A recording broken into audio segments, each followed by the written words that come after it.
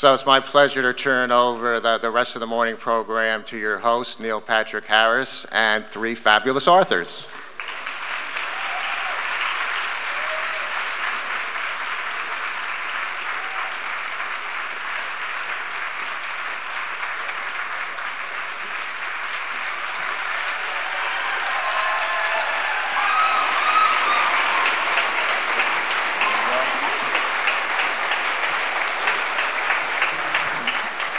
Good evening. I mean, good morning. I'm Neil Patrick Harris. I am very honored to be joining the proud pantheon of three named American authors, an illustrious list that includes such greats as Ralph Waldo Emerson, Louisa May Alcott, and sort of F. Scott Fitzgerald. When I was first asked to host this event, I said I will, but only under one condition. You see, I'm currently starring on Broadway in Hedwig and the Angry Inch. Hold for applause. A musical in which I act and sing and dance my heart and guts out 7 times a week. I get home at 11 p.m. every night, tired and hoarse and exhausted to the depths of my being. So could you please make sure that this event is held very early the following morning? Because that would be great. I'm kidding, of course. I am very happy to be hosting. In fact, hosting is a large part of what I do. As some of you may know, I've hosted the Tonys 4 times. Thank you. The Emmys twice, but there's something a little different about hosting a book expo. A little special. In fact, maybe I should put it like this. There's no music. That's the difference. You can't break into song at this kind of thing. That would be ridiculous and inappropriate for this occasion. But old habits die hard, so you'll understand if I occasionally glanced out at these cards while I read this speech. It's simply because I want to stay on topic rather than instinctively lapsing into a balls-out rock and roll anthem bemoaning my mutilated genitals.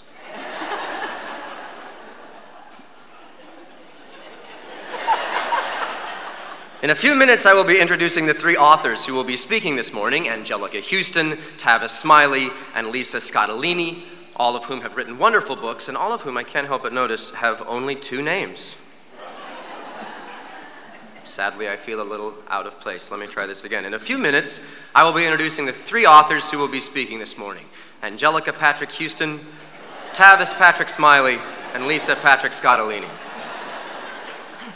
In the meantime, let me tell you a true story. The first job I ever had was at a bookstore. I was 10 years old. It was the Aspen Tree Bookshop in my hometown of Ruidoso, New Mexico. And I was one of the handful of volunteers asked to help reorganize the store. And during that brief time, I really learned to love the tactile pleasure of books. Not the words, but the covers and the smells and the way that they felt in your hand. I loved them. It made me fall in love with books, and when inventory, that's what it was called, was over, I continued to work there part-time in the kids and the young adult section. And I remember being particularly fascinated by pop-up books.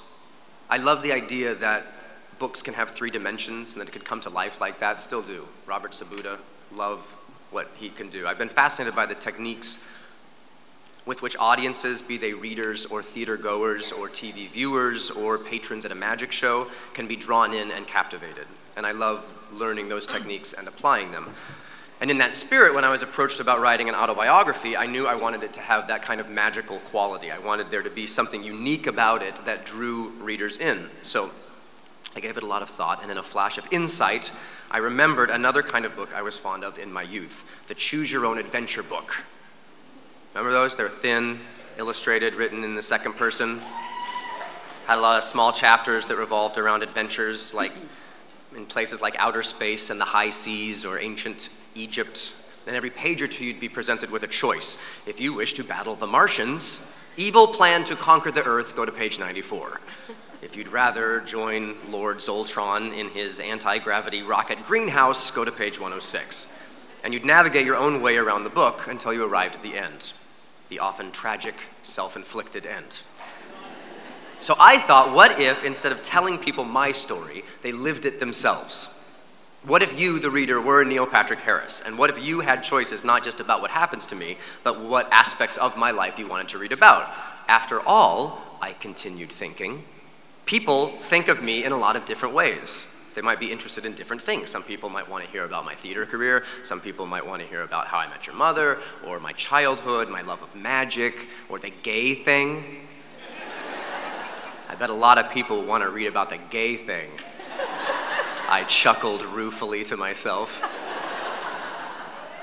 In fact, I further thought, broadening my hypothetical literary palette even more, why not throw in a couple magic tricks, and some cocktail recipes, and some amazing illustrations by my artist brother, and some fake stories that didn't even really happen to me, and some actual testimonials from people I know, like Sarah Silverman and Penn Jillette and Kelly Ripa, and a talk show interview with myself.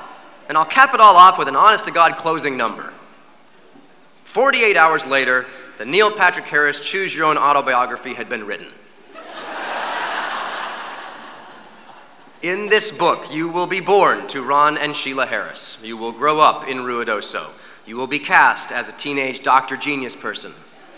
You will discover your true sexuality via a long and circuitous path of self-discovery.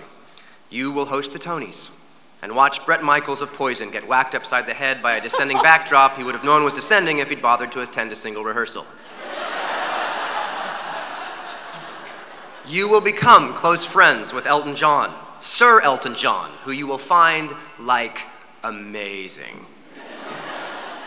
And you will wind up with the man of your dreams, with 2 wonderful children, a successful career, and, although this occurred too recently to be included in the book, a bizarrely self-reverential speech delivered at the 2014 BookExpo America.